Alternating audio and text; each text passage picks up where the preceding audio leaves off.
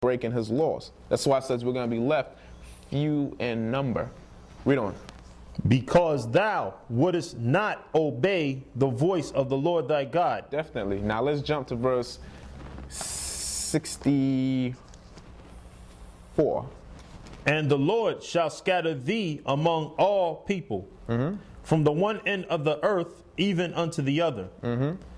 And there thou shalt serve other gods, which neither thou nor thy fathers have known, even wood and stone. So one of our curses was to be scattered. That's why you have so many of our people, the real Israelites, the real Jews, who are the so-called Hispanics, scattered throughout North, Central, and South America, and parts of Europe. You have a lot of Puerto Ricans in Europe. You have a lot of so-called Puerto Ricans in Hawaii.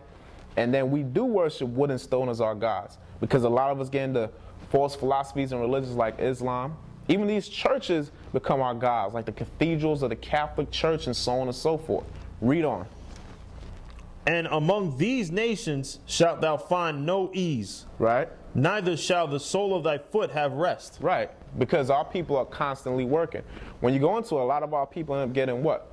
A low education. So we have to have a job where we're working for 12 hours out of the day. All right. A lot of our brothers, the Mexicans, they suffer because they have to work so much. And no ease, and no ease means what? No ease in our mind either. Of all the nations on the earth, we go through what? The most stress. Read on. But the Lord shall give thee there a trembling heart, and failing of eyes, and sorrow of mind. And now, in the land of our captivity, we do have trembling heart and sorrow of mind. The majority of the people in the mental institutions, because of sorrow of mind and depression, are who? So-called Hispanics, Black Americans, West Indians, the Israelites. That's part of the curse. Read that part again. But the Lord shall give thee there a trembling heart, and failing of eyes, and sorrow of mind. Read on. And thy life shall hang in doubt before thee. And our life does hang in doubt before us. In the past, when the white Spanish conquistadors first came to conquer the ancestors of the so-called Hispanics, or the Native Indians, who are the Israelites, what did you have? They were afraid of the Spaniards. Why? Because they were getting slaughtered at a phenomenal rate. Spaniards would be killing them for fun, bashing their babies' heads against walls, lining them up and hanging them in groups of 13, and then setting fire to the bodies, or throwing the bodies into pits and piling up Indians on top of Indians. Sometimes many of the times, the Native Indians were doing what? They were starving to death. You could walk through the islands at one time, Puerto Rico and the Dominican Republic and Central and South America, and see the bodies laid out of Native Indians starving to death when the Spanish conquistadors came over to conquer them. That's why it says our life was going to hang in doubt before our eyes. Read that part again. And thy life shall hang in doubt before thee. Right. It says our life is going to hang in doubt before us. Read on. And thou shalt fear day and night. Read. And shall have none assurance of thy life. And we were fearing in the past day and night, and not having any assurance of our lives, because during the time when the Spanish conquistadors were conquering the Native Indians. But even in today, where do we live? The ghettos and the slums. The majority of the street gangs are what? So-called Hispanic and Black American and West Indian gangs. And these gangs are in our neighborhoods, to the point where a lot of decent, self-respecting citizens can't walk through their neighborhoods without fear of being attacked by gangs. If you're not getting attacked by the gangs, you're getting attacked by the police. All right, look at a man like Anthony Byers. Well-respected so-called Hispanic man. His football accidentally hit a police car, and the police choked him out to death. This is why the scripture says what?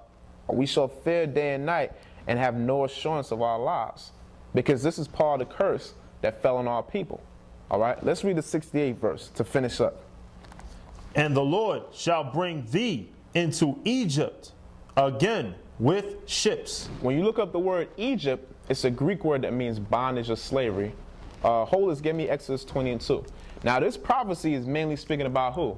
The so-called Black Americans, West Indians, and Haitians. Because what? They're the real Jews as well, along with the Hispanics. We're all one people. So this is the prophecy about them coming to the Americas on slave ships. Read that, Exodus 20:2. Let's prove that Egypt means bondage or slavery through the Bible. Read that. The second book of Moses, commonly called Exodus, chapter 20, verse 2. I am the Lord thy God, which have brought thee out of the land of Egypt. Which have brought you out of the land of Egypt. It says, I'm the Lord thy God, which have brought you out of the land of Egypt. Now, what's the definition of Egypt? Read. Out of the house of bondage. Egypt is synonymous or represents bondage or slavery. Even when you look it up, Egypt is a Greek word that means slavery. When you look it up in the dictionary, that shows the origin of words. So read Deuteronomy 28:68 again. Read that. And the Lord shall bring thee into Egypt again with ships. So the Lord said he was going to bring us into Egypt or slavery again with ships. Mainly speaking about who? The so-called American Negroes, West Indians, and Haitians. And that's what happened in our history. Even when you look at your pyramid on your dollar bill, on the dollar bill, there's what? A picture of a pyramid showing that what? America is part of modern day Egypt. But now, even to a lesser degree, you had many Native Indians being put on slave ships and shipped from the Americas back to Europe. And as I stated before, what? The Native Indians are the ancestors of the Hispanics. That's who the Hispanics in the Western Hemisphere really are. Showing you that what? The prophecy to a certain degree pertains to them as well. But let's finish it up. By the way whereof I spake unto thee, thou shalt see it no more again. And there ye shall be sold unto your enemies for bondmen and bondwomen. And we were sold for bondmen, slave men, and slave women. Read on. And no man shall buy you. And no man was going to buy us. Buy is an old English word meaning save. Read the first part of that verse again. And the Lord shall bring thee into Egypt again with ships. And the Lord shall bring us into slavery or Egypt again with ships. Because you even had some of the Hispanic brothers being taken into slavery on cargo slave ships. All right? Real quick, so we could go into a little history about the Hispanics. You may wonder why were the bulk of the Hispanics or the Native Indians over here? Get 2nd Esdras in the Apocrypha, chapter 13 and verse 40. Because what happened is the bulk of the Hispanics, or should I say the Native Indians, who were the ancestors to the Hispanics, same thing, still Israelites, they had already left the land of Israel around the year, the land of Israel around the year 722 BC. And they were taken captives into a land known as Assyria. But from Assyria, they escaped and made their way on ships over here to the Americas. They never came through the Barren Strait like that lies taught in colleges and schools. Read 2nd Esdras 13 and 40. What the brother's reading from is the Apocrypha. Now, the Apocrypha is a set of books that were with the King James Version when it was originally translated into English, the King James Version Bible. But now what you have is this. The Apocrypha was taken out around the 1800s by the British Bible Society. But it's part of the Bible, and it reveals how the Native Indians, or who are Israelites, or the ancestors of the Hispanics, got here on slave ships. All right? Let's get that. 2nd Esdras 13, not on slave ships, on ships. 2nd Esdras 13 and 40. The second book of the prophet Esdras, chapter 13, verse 40. Those are the 10 tribes. So now you had 10 tribes of Israel who came over here to the Americas. And when Christopher Columbus came here to America, he called these 10 tribes Indians, even though they were Israelites. Read on. Which were carried away prisoners out of their own land. Their land of Israel, read. In the time of Hosea the king. Hosea, who was an Israelite king, come on. Whom Salmanasseh, the king of Assyria, led away captive. So the Assyrians stole them out of their land of Israel, read. And he carried them over the waters, and so came they into another land. Meaning they came what? Into that land of Assyria, read. But they took this counsel among themselves. So now they came together and discussed among themselves, read.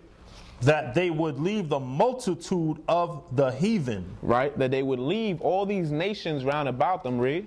And go forth into a further country where never mankind dwelt. And go forth into a further country where no man dwelt. What country is this speaking about? America. Because when you read history, you find out that what? Africa was populated by the Hamitic nations.